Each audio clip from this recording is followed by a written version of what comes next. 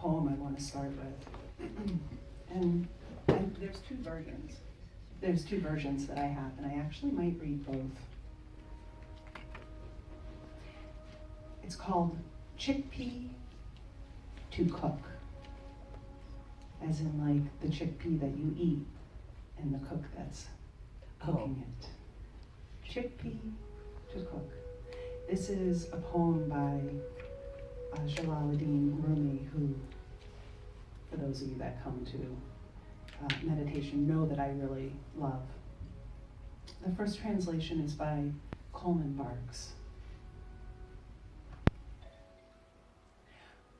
Why are you doing this to me?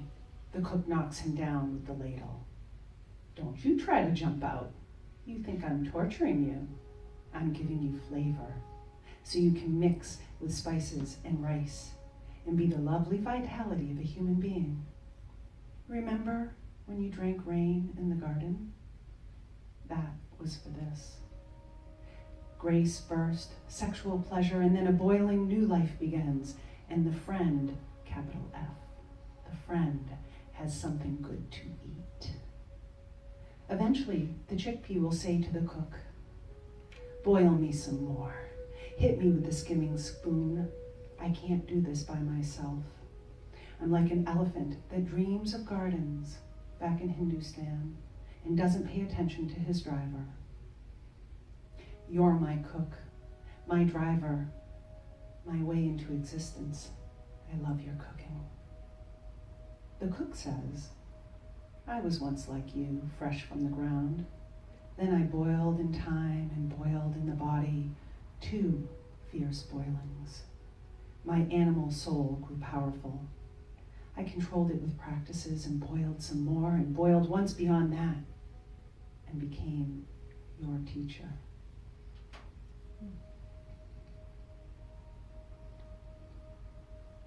Are you being boiled?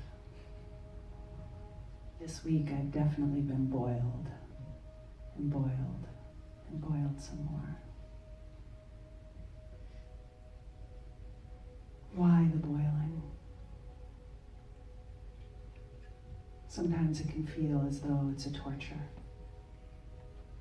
Life is unfair. Life can be cruel, certainly. Why are there trials? We often speak as trials leading to tribulations. Here, Rumi talks about it giving you flavor. Chickpeas uncooked are hard. Chickpeas cooked and boiled again become tender. Can your trials make you tender? Can your trials give you flavor, spice? Can they open your heart so that you become food for the friend? I'm going to read the second version. A poem by Rumi called The Chickpea and the Cook. And compare this version with the first, if you would. Its light and sparing touch. Look at the chickpeas in the pot, how they keep on jumping up, driven by the fire. At every instant, the chickpeas boil up to the top and let out 100 cries. Why are you tormenting us with fire? Since you showed us our appreciation by buying us, why do you treat us with contempt?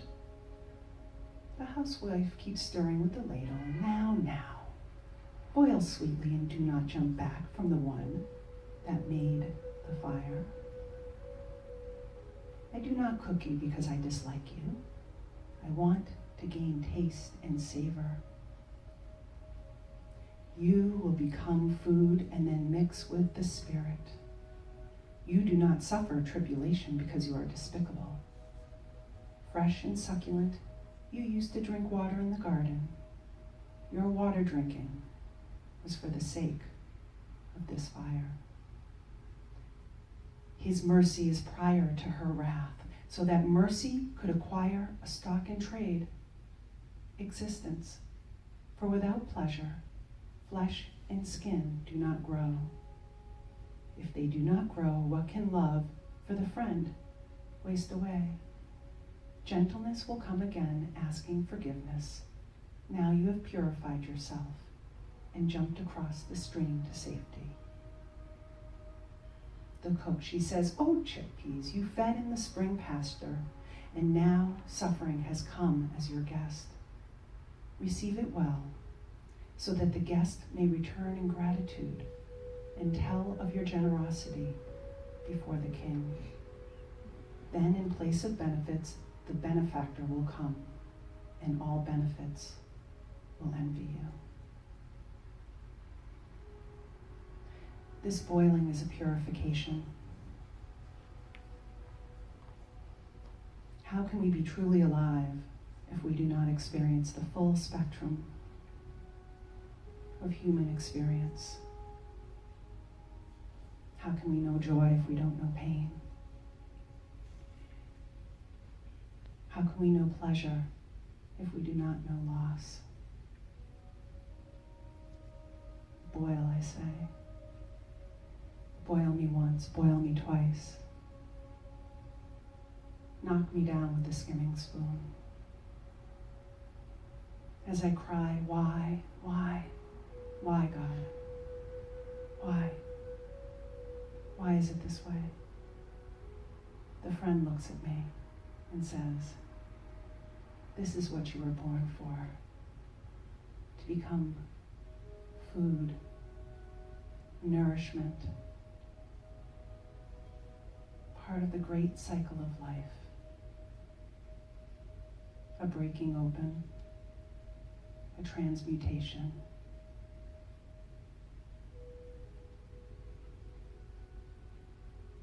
Take into your heart whatever trial you are having right now, whatever seems cruel or unfair, whatever seems difficult or too heavy to bear. And in the fire that dwells within the heart, stoke it now. Place the kettle on.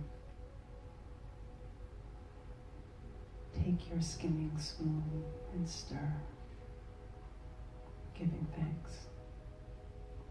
And so it is.